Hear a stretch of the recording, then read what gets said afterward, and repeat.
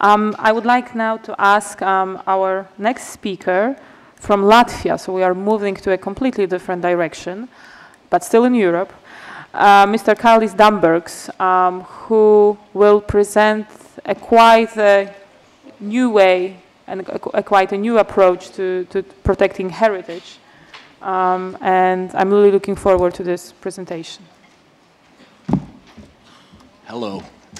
I'm really honored to be here, and we were actually planned 2 speakers here. My brother is over there because we are managing the place 2 of us, but since there is 1 microphone, I will try to do it alone.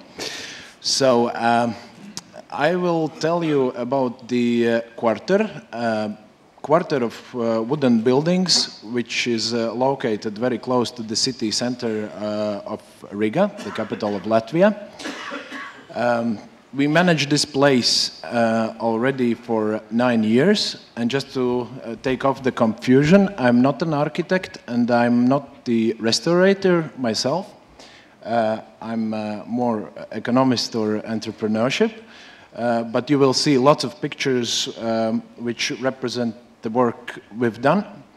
And another thing is that the whole thing started because our main business is production of flooring, and then it developed further to renovation of buildings. And you will see also in pictures lots of reclaimed materials used in renovation of those buildings. So here you see the location. In the upper right corner there is Old Town, and here on the down corner there's the airport. So you see that this is one of the main streets leading to the city center, and during those 9 years, people passing by from the airport or from the seaside, they have seen it like a small reality show, and they have seen the changes that were happening there on the quarter. So that's just some of the examples that are taking place in the quarter after renovation. And nowadays in the quarter, lots of activities, starting with a regular food and crafts market is taking place, lots of seminars, and the buildings are used for rent. So we rent the spaces out, and the whole quarter is absolutely privately owned. So this is the territory between, you see, the street, and we'll just quickly run through the buildings. So this is the biggest house we have now, and here you see the house before renovation, and before, all of these houses were living houses. Now, when they are used mainly for a business or for small shops, and that's due to economic reasons, because we can get a higher rent price rather than living space. Also, another factor is that the houses are on the main magistral, which is a allowed place nowadays to live. Before, during the 80s, the street which is leading to the city center was actually planned to enlarge, and there was a plan to build skyscrapers there. And at the moment when we started to renovate, the buildings were still written in the red lines, so that the municipality could actually come and take them down and to enlarge the road or to build another house. And during this long time period, the situation has changed, and the whole street or the region of these wooden houses is written in a protection lists of monuments of Riga. So this is some picture how it looks from the inside.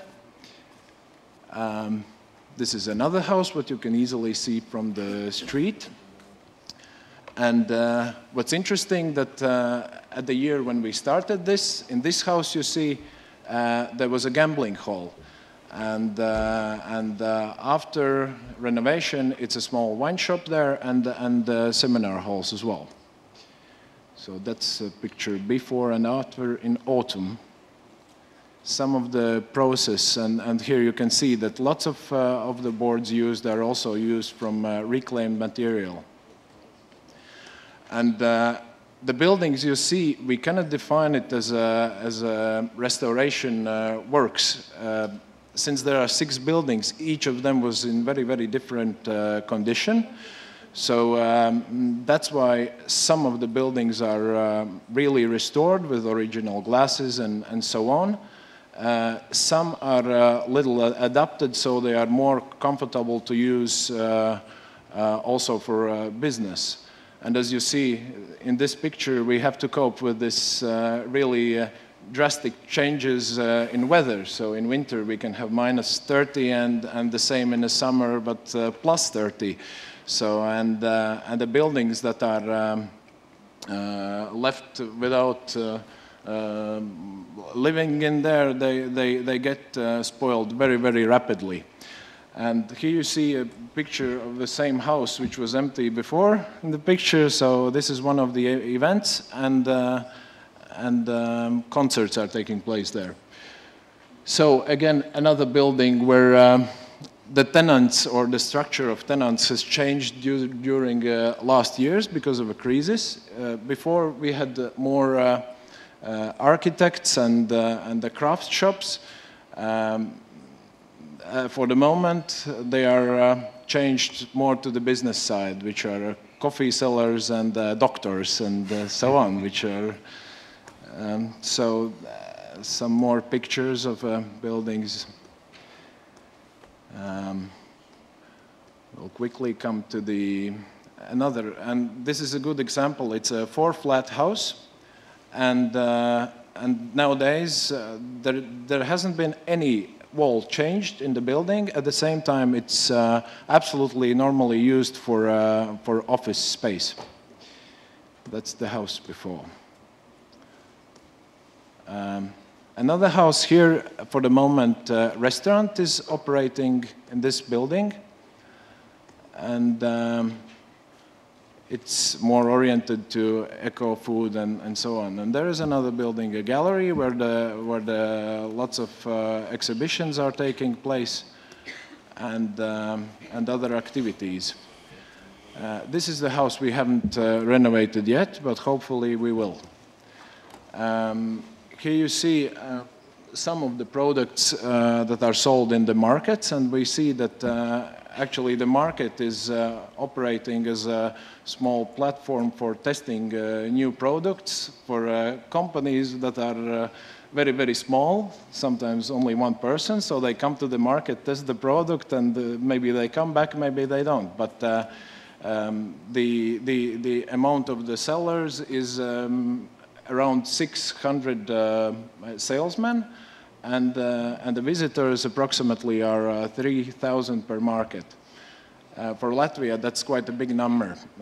What we else do is we actively use social networks, and our corporate social networks, Facebook and Twitter, is among number 20 in Latvian commercial schedule of the social networks, which proves that the interest of people coming to the market or coming to the concerts, which are free of charge, is really, really big.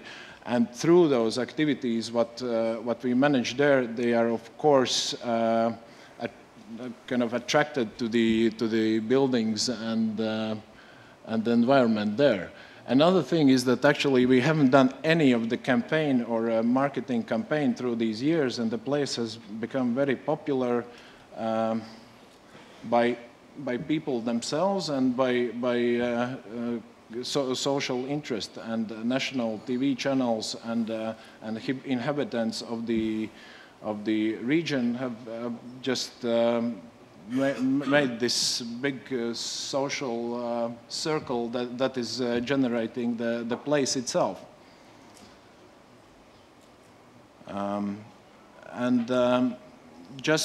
Just to comment, I was very inspired about two speeches. Mr. Donovan's speech was excellent, and I really agree with everything he said about the places and about the usage of the places. And what we see also in Latvia, that if you have the infrastructure which is provided by the municipality or the state, then persons themselves or the owners themselves are more active to do something with their old buildings. Then one of the previous speakers mentioned the ownership issue. We actually see that in real life this ownership is a problem, and especially with the European foundations, we see that there is a problem. We have applied to some of the funds, we haven't attracted any of them. And some of the situations show that actually the ownership case, if there is not municipality or states involved, and it's 100% privately owned, it is a problem to apply for foundations.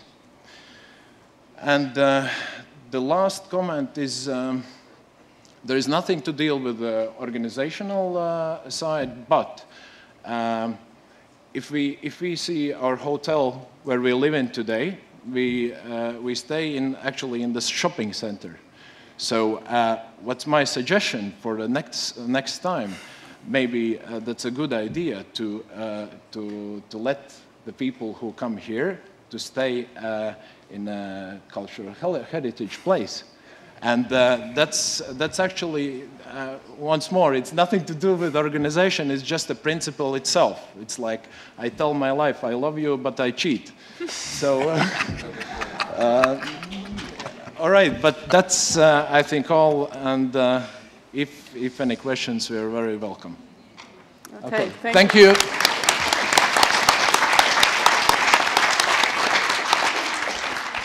Thank you very much. If it's any consolation, we are actually in the area of the old town with this hotel. I guess the shopping center should not have been built there. But that's a different issue. Thank you very much. We've made it to the end of our speeches. I hope you are all inspired and ready to take on with your roundtable discussion. I would like now to ask Natasha Walker, who is our facilitator for the roundtables, to tell you quickly what you are asked to do. Thank you very much. And yeah, this is the really exciting part. There's been such a wealth of experience and ideas presented to you, and now the question is, what do you do with all of those? And we now have an hour's time. You have been allocated a table with hopefully the language that you feel most comfortable in speaking, and also on one of the themes that you find most interesting. And those tables are tables 2 to 9 on theme 1, tables 10 to 17 theme 2, and tables 1 and 18 to 22 on theme 3. We have some tables, I think they're Polish-speaking tables, which are there are quite a few people on there. So maybe if you'd like to just form one table together, I think that would improve the quality of the discussion that you will be having. So what's the aim? What are we trying to do? We want to capture as many of your ideas as possible, and we can do that thanks to the technology and thanks to your table facilitators who will be making sure that they capture all of your ideas. And you have an hour's time. Start off your hour by talking amongst yourselves on who's sitting at the table, so you really know who you're talking to, and then dive into 1 or 2 or perhaps 3 questions that you can go into some depth. The first question should be a more analytical question. So that's when you're bringing in good practice. The second question should be a more recommendation-oriented question. So these are some of the questions. This is for theme 1, but they're all on your tables. Theme 2, if we could go to the next slide, theme 3. And don't worry if you don't deal with all of the questions, because somebody will. You deal with those questions that are most important for you. And next slide, final slide. This is really important. We have such a diversity of experience in this room. Let's make sure every voice is heard, so keep what you're saying as short as possible. Let's make sure that all important ideas are recorded. We will come up with a synthesis after lunch, but every single idea will be available for you on the website after this forum. Okay? So enjoy it, and facilitators, don't forget to save after every idea. Let's give the facilitators a round of applause. They're volunteering to help you out on this. Stand up, everybody. Stand up, all your facilitators. Stand up, please, just so you know who they are. It's a brilliant job. Thank you very much. So enjoy the hour. Do we have till 1:05? Yes. We have till 1:05. We have 60 minutes. Enjoy it. Thank you.